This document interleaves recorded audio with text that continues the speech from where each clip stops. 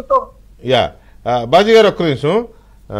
వెంకటరెడ్డి గారు, ఈ ఇవాళ జరిగిన డెవలప్మెంట్, కేశినేని నాని గారు అక్కడికి వెళ్ళారు, ఆ పార్టీలో చేరారు. చంద్రబాబు నాయుడు గారు మీద తీవ్రమైన విమర్శలు చేశాడు. చూసే ఉంటారుగా మీరు. మోసగాడు అన్నారు, అసలు ఆంధ్రప్రదేశ్కి ఆయన పనికిరాడన్నారు. అంటే మరి జగన్మోహన్ రెడ్డి గారే పనికి వస్తాడేమో ఆయన దృష్టిలో. అది కూడా 10 ఏళ్ల తర్వాత గుర్తొచ్చినేమో నాకు తెలియదు. కానీ అంటే ఇలాంటివి ఈ డెవలప్మెంట్ని పార్టీ ఎలా తీసుకుంటుంది? చాలా లైట్గా తీసుకుంటుందా లేకపోతే? అంటే ఒకటి, కేశినేని గారి గురించి సరే వారు అన్నంత ఈజీగా మేము అనలేము వ్యక్తిగతంగా అతన్ని. మా సార్ అన్నంత వ్యక్తిగతంగా ఎందుకన్నారు? ఎందుకంటే నిన్నటిదాకా కలిసి ఉండి బాగా ఒకసారి ఎవరైనా విమర్శించాలంటే మరి ఎందుకన్నారు ఆయన కూడా అంత అనాల్సిన అవసరం లేదు. స్థల ప్రభావం, అది వైసీపీ స్థల ప్రభావం అంటారు కదా, అన్నారు అంతే. ఆ గదిలోకి వెళ్ళగానే కొడాలి నాని, పేరు నాని, ఆ నానీలు పూని ఉంటారు. ఒకటి. రెండోది, ఆయన మీద ఎంత ప్రెజర్ పెట్టకపోతే అంటే, ఒకటి వైసీపీలో ఈ మధ్య అందరు చెప్తున్నారు కదా, మహేందర్ రెడ్డి గారు తిడితేనే కండ వేస్తాము, అయితే తిడితేనే పార్టీలో. నిజమే పాయింట్ గురు, నేను మర్చిపోయాను. తిడితేనే సీట్ ఇస్తాం, తిడితేనే కండ వేస్తాం, తిడితేనే కండ వేస్తాము, లేకపోతే ఈ టయానికి రావాలి, లేకపోతే చతుర్దశి రోజు ఇంకొక గంట ఉంటే అమావాస్య స్టార్ట్ అవుతుంది. ఆయన వెళ్ళింది 4 గంటలకు వెళ్ళాడు, 5:30 నుంచి ఈరోజు అమావాస్య స్టార్ట్ అవుతుంది. ఈ రోజు నుంచి స్టార్ట్ అయ్యి రేపు సాయంత్రానికి వెళ్ళిపోతుంది అమావాస్య. అంటే అమావాస్య గడియలకు ఒక 2 గంట ముందు చతుర్దశి రోజు వెళ్ళి పార్టీలో చేరి ఎవరి గడియలు బాగాలేవో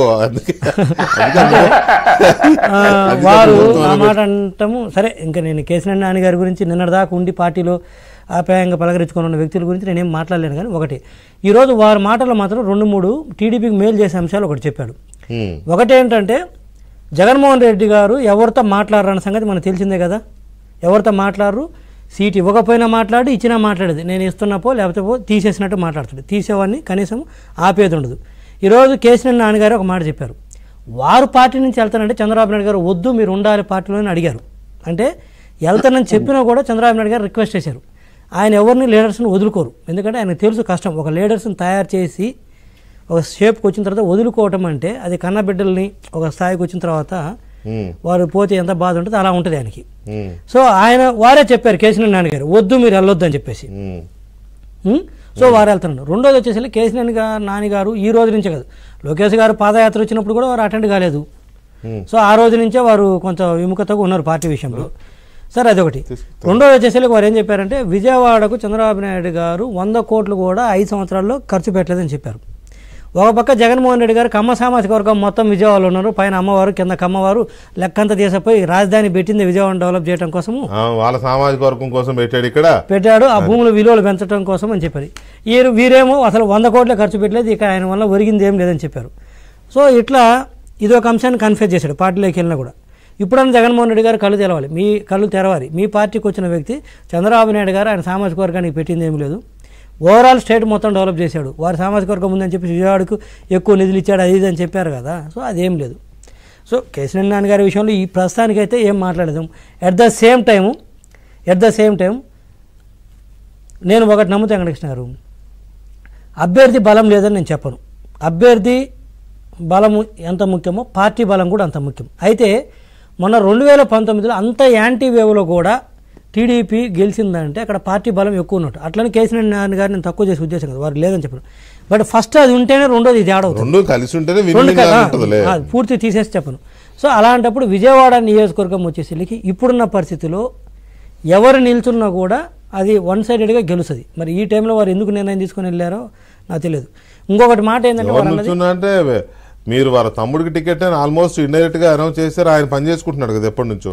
ఈయనకి ఈసారి లేదనేది అర్థమైపోయింది. కాకపోతే టికెట్ లేదని వెళ్ళాడా, టికెట్ ఇవ్వట్లేదని కోపంతో ఇప్పుడు మిగతా వాళ్ళు అక్కడ వెళ్తున్నట్టు ఈయన వెళ్ళాడా? ఇంకోటి ఏంటంటే నాన్నగారు చెప్పింది, కేశినేని నాని గారు చెప్పింది, తిట్టమని చెప్పించారు, ఆయన తిట్టిపిచ్చారు అని చెప్పారు. అది అయితే అబద్ధం. ఎందుకంటే నేను దాదాపు 2.5 సంవత్సరాల నుంచి పార్టీలో ఉన్నాను కదా. బుద్ధ వెంకన్న గారు ఎట్ట పిల్లల మీద ప్రామిస్ చేసి చెప్పాడో నేను కూడా చెప్తున్నాను. అదైతే చెప్పడండి సార్కు. బయట ఉన్న రూమర్ ఏంటంటే ఆయన తిట్టిపిస్తాడు అనేది కదా, ఆయనకి లేదండి. అది మాత్రం నేను 100% చెప్పగలను.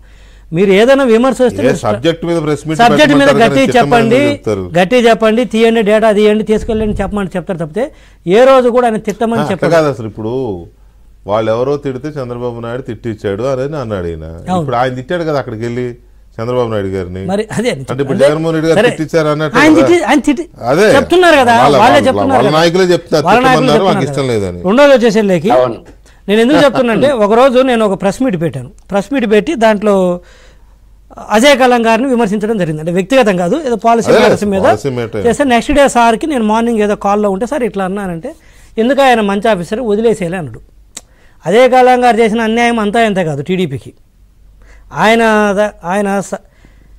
టీటీడీ చైర్మన్, టీటీడీకి ఆయనకి ఈవోకి ఇచ్చారు సారు. ఈ సోకాళ్ళు విమర్శించినట్టు రెడ్డి సామాజిక వర్గాన్ని పట్టించుకోరన్నా కూడా ఆయనకి ఈవోగా ఇచ్చారు. చీఫ్ సెక్రటరీ చేశాడు, ఫైనాన్స్ సెక్రటరీ చేశాడు. టాప్ పోస్టులు ఆయనకి ఇచ్చినా కూడా తిరిగి ఆయన చేసిన అన్యాయం అంతా ఇంత కాదు. అయినా కూడా ఈ కాంటెస్ట్లో నేను ఏదో ఒక విమర్శ చేసి నెక్స్ట్ డే మార్నింగ్ సార్ చెప్తే వదిలే ఆయన మంచి ఆఫీసర్ అన్నాడు. నేను ఎందుకు చెప్తున్నానంటే, ఇలాంటి సందర్భంలో నేను విమర్శించి వచ్చిన తర్వాత కూడా ఇంకా విమర్శించని చెప్పొచ్చు, వ్యక్తిగతంగా వదిలేసేసి. పాలసీ మ్యాటర్స్ మీద కూడా నేను ఆయన విమర్శించడం కూడా వద్దని చెప్పాడు కొంతమందిని. అంటే అలా పాలసీ మ్యాటర్స్ మీద కూడా కొంతమంది మీద ఆయనకున్న అభిప్రాయం, మాకు అన్యాయం చేసినా కూడా ఆయన పార్టీకి జగన్మోహన్ రెడ్డి గారు ఏమి చెప్పలేదు. ఈ రోజు ఆయన గుమస్తా లెక్క చూస్తున్నాడు జగన్మోహన్ రెడ్డి గారు. మా సారేమో చీఫ్ సెక్రటరీ స్థాయి ఆయనకి ఇస్తే, ఈ రోజు అదే అజయ్ కల్లం గారిని జగన్మోహన్ రెడ్డి గారు గుమస్తా లెక్క చూస్తున్నాడు. రైట్. అయినా కూడా అంటే ఎలా ఉంటుందని చెప్పడానికి అది అన్యాయం, ఆ దుర్మార్గం. కేసీఆర్ నాని గారు పార్టీ నుంచి వెళ్ళొచ్చు, కానీ మీ సోదరుడు మీ కొలీగ్ జాతీయ అధికార ప్రతినిధి పట్టాభి గారు, కొమ్మారెడ్డి పట్టాభిరామ్ గారు లైన్ లో ఉన్నారు. ఒకసారి